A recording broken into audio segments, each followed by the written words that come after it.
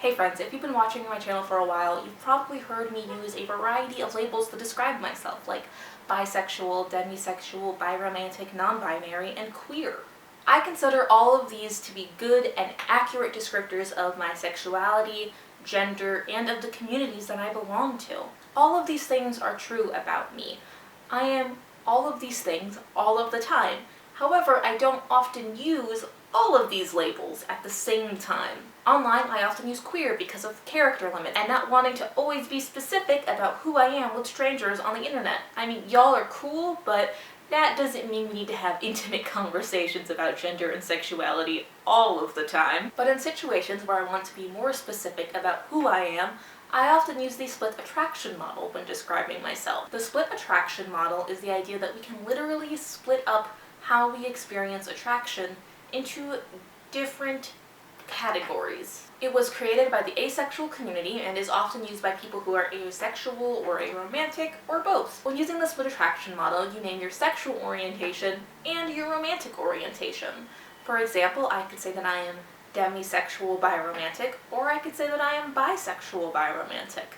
Both are true. I find this tool helpful to describe where I am on the asexual spectrum, but also for describing who I could potentially be attracted to. However, if your sexual and romantic orientations are the same, like if you are also bisexual biromantic, or if you are heterosexual heteromantic, you might have some trouble differentiating between your sexual and romantic attraction because both of these things are often experienced simultaneously. You also might not find the split attraction model to be a particularly useful tool to describe your personal experiences because you are sexually and romantically attracted to the same group of people, which is totally fine. Everyone has tools in their toolbox that they don't really use or don't need that often.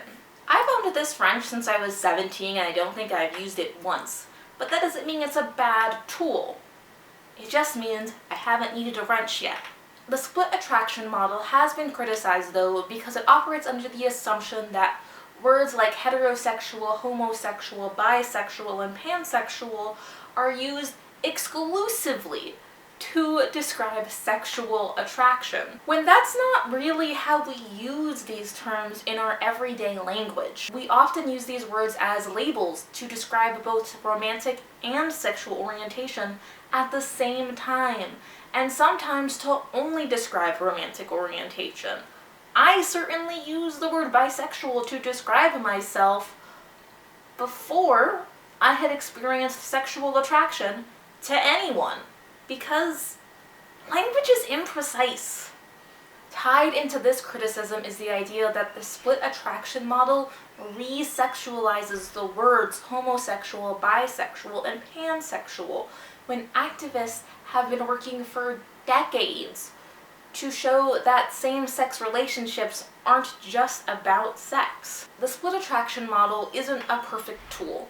It can't solve every problem we have with communication when we discuss gender and sexuality. I think it is important to acknowledge and engage with these criticisms of it, but I've still found it helpful when trying to use precise, descriptive language to communicate who I am and my own experiences. Thanks so much for watching, everyone. Please tell me in the comments anything about yourself using precise and descriptive language. And if you want to see more from me, please subscribe, watch another video of mine, or support me on Patreon. And hey, I love you.